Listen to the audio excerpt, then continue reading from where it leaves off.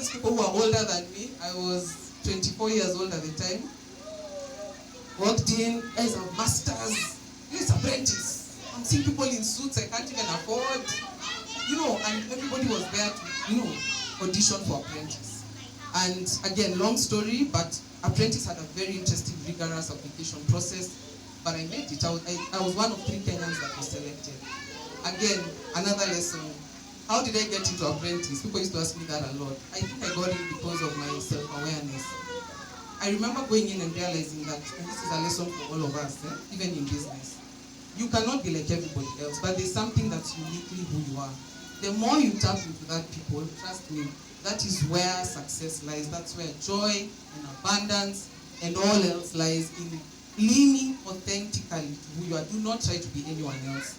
So for me with apprentice, I remember when people were doing the introductions, and then Kenyans, we have a thing of, when you go to introduce yourself, my name is so, my names are, or my name is so and so, I have a bachelor of, you name the degree, am I right? So I'm telling the truth.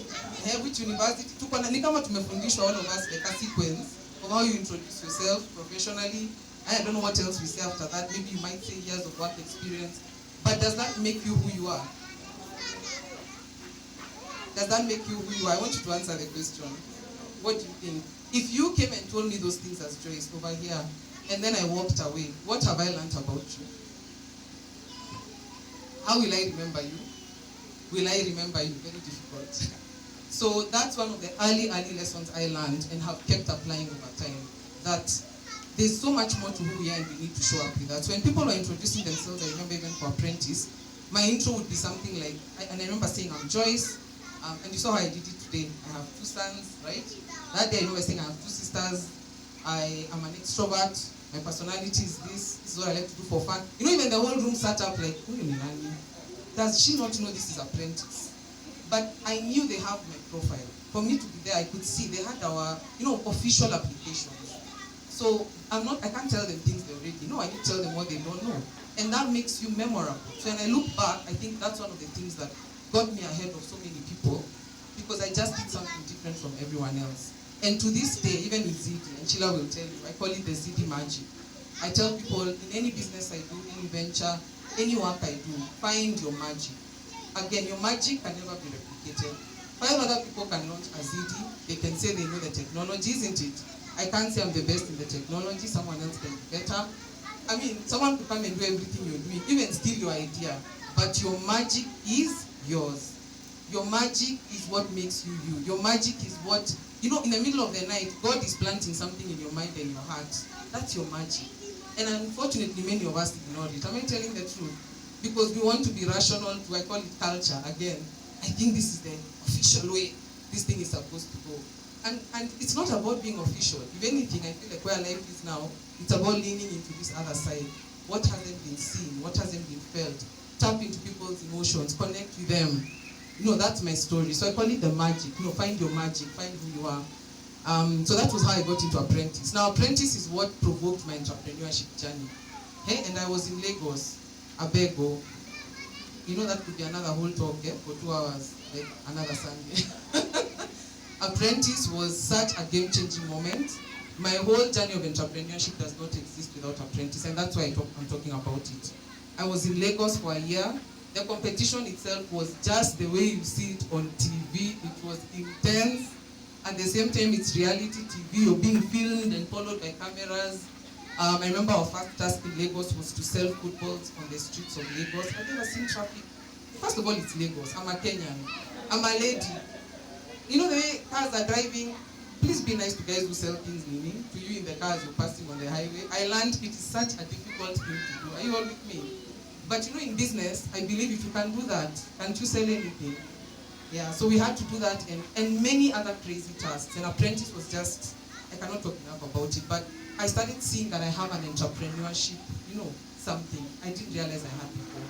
And I started seeing that the journey to solving problems for Africa is bigger than we all imagine. In fact, now I started seeing Safaricom is small. I thought I had reached, seen something big. I was still thinking small. Can you imagine? Because I was taken to such a level of exposure through Apprentice Africa. I met people from all different countries, It it was just game changing. And I realized there's so much that needs to be done that the only way I can do this is through entrepreneurship. But I still went back after apprentice, but I still went back to Safaricom. I got that call, I always say, I wish anyone would get from HR. You know, once you've been on TV, you know, things can happen. I actually remember where I was when she called me and said, you know, Joyce, now we understand why you had to leave and we saw you being apprentice. What job and what department do you want to come back to?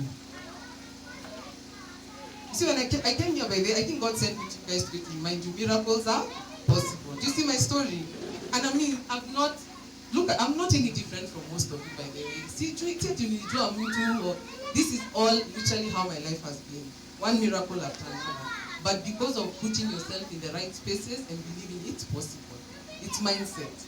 So imagine I got that call that people tell you is impossible, where someone is like, choose what you want to do in this company.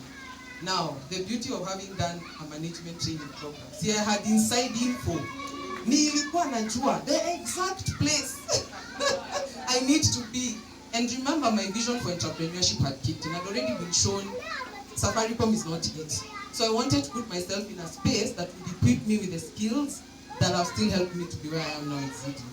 So I told myself, best department at that time in Safaricom, product development, value-added services. I was in Safaricom when we launched M-Pesa, we launched Okwachahazi, Modem was my product, I launched Modem, JTL Fiber, I worked on all those things when I was in Safaricom. So you come with an idea to me today, we can launch it. And that's a skill. You take it from concept, to prototype, to minimum viable product, to live. And Safaricom has a method. When you see Safaricom, the way they launch products, there's actually like a method there. There's like a nice genius around how they do it, that they would launch products so quickly. And I learned that. Again, no school could have taught me that. So I did that for a year. Again, see now people are saying, unaka uko sawa.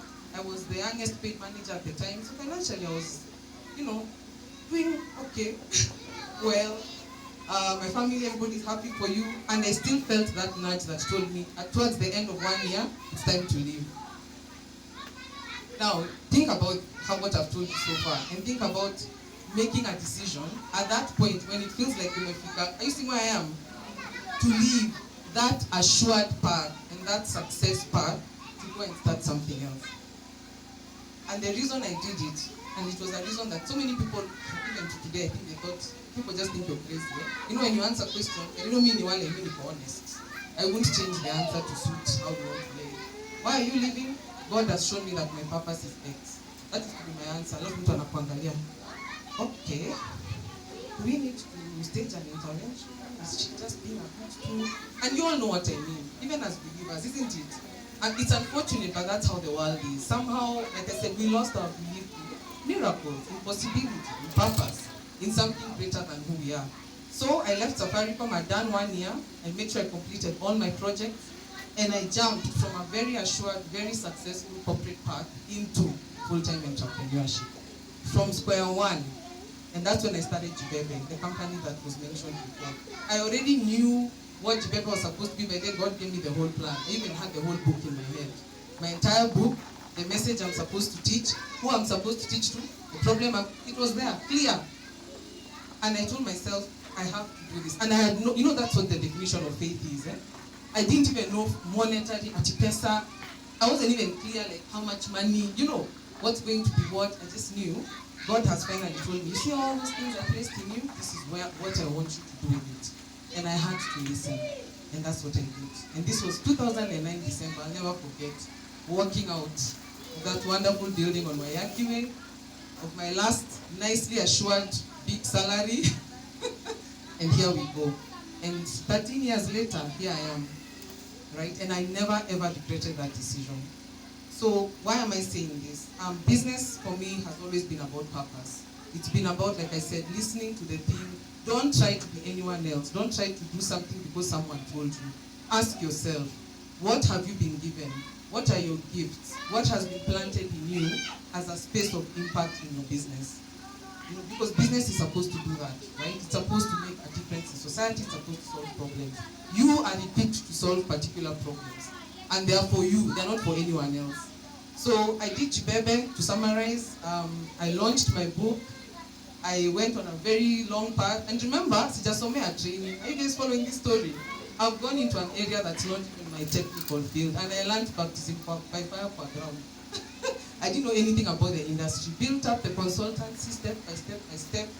Again, got to the point where it was doing really well, only for me to be told, you're still thinking small. Do you see the theme?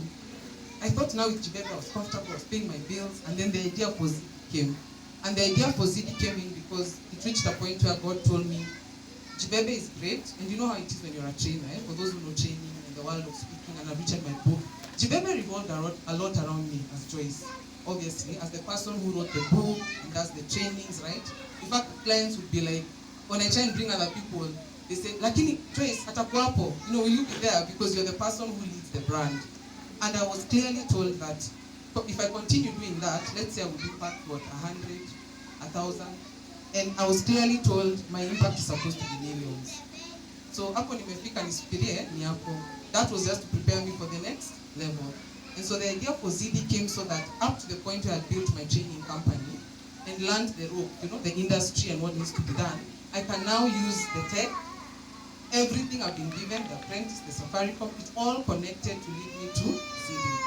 So by the time I launched Zydii, I had gathered the skills to be able to say I can build a platform, we can do trainings. I understood, I was so clear on how the business should work. And even to today, when I was fundraising, investors would ask, why will Zydii work? And I would always tell them, I have been placed in a position that very few have, where I have technology expertise, and I have training expertise, and I'm in the local market, so I understand the market. Simple. Because I feel like that's all God did. It's just have these skills, and when you're given all this, you're positioned to solve that problem. Are you all with me? So Zydii, as all of you have had a chance to see, Zydii is like LinkedIn Learning, or if you've used Coursera, or Udemy for business, but for Africa. And my vision for Zydii was by Africa for Africa. I also felt we need to solve our own problems. The global platforms that are international are not reaching the businesses here, they're not reaching us here because we can't relate to it. More importantly, our content is nowhere. How many online courses do you do that are by an African or a Kenyan? Before Zydii, and I can honestly tell you, it did not exist. So one of the things we are recognized for as Zydii is by being the first to build an African catalog of courses by African trainers that are online. There was nothing like that before Zydii. So now you can find a sales course by a Kenyan trainer, a customer service course. And we had to do it ourselves from scratch because there was nothing else there. So that's why I'm saying you're always prepared for the thing that you're supposed to do. And now when I look at Zydii, my greatest joy is seeing that it's not about me anymore. It's about passing on the vision to others. When I have a team of 18, now I'm about process, I'm about leadership. I love it when I'm not in the office and things are just working. For the event today, I was busy, I don't even know, running around. What Sheila is the one who told me, are there going to be banners? I'm like, that is a good question. And I felt so proud of her for that because that's what a team should do. So that's the idea, that you build it, you go through the trenches, you do the hard work, but eventually it's not about you. So as we keep going, Zydii is going to grow. Right now we have more than 60 businesses using our solution. We were recognized recently as one of the startups that received funding from Google Black Founders Fund. That's our latest recognition. And it was all over the papers, and we are very, very excited and grateful for that. But I've also raised investor funding, so I'm venture funded. So we are on a path with our business that is absolutely amazing. I don't even think I can give you all that story in the time that I have. But I'm standing here just to tell you that it's possible, right? You're an entrepreneur, 1 year, 3 years, 5 years, it doesn't matter. So my challenge to all of you today, have you had the question I've kept asking? What is that magic, that gift, that skill that you've been given as yourself uniquely to be able to build a business around, to be able to impact? When you go back to your business tomorrow, I think that should be the first thing. Just put aside everything you've been doing and start asking, is my magic here? Is my God-given purpose here? Or am I just doing what everybody else is doing and expecting to stand out and succeed? Does that make sense?